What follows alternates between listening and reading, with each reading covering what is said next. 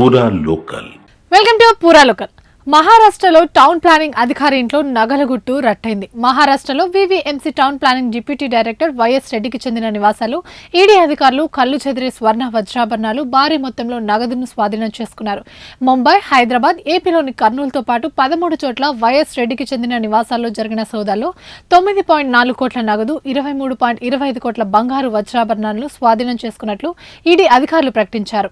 మహారాష్ట్రలో నమోదైన కేసుల ఆధారంగా దర్యాప్తు ప్రారంభించిన ఈడీ అధికారులు సీవరేజ్ ట్రీట్మెంట్ ప్లాంట్, డంపింగ్ యార్డుల కోసం కేటాయించిన స్థలాల్లో అక్రమ నిర్మాణాలకు అనుమతులిచ్చి కోట్లాది రూపాయలు సంపాదించినట్లు గుర్తించారు.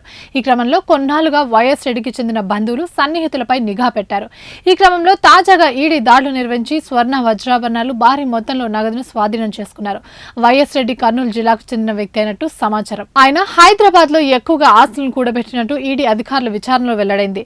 వివిఎంసీలో టౌన్ ప్లానింగ్ ఆఫీసర్ గా పనిచేస్తున్న వైఎస్ రెడ్డి శివసేన కార్పొరేటర్ ధనుంజయ్ గౌడ్ నుంచి 25 లక్షల లంచం తీసుకుంటుండగా 2016లో అవినీతి నిరోధక శాఖ అధికారులు అరెస్ట్ చేశారు.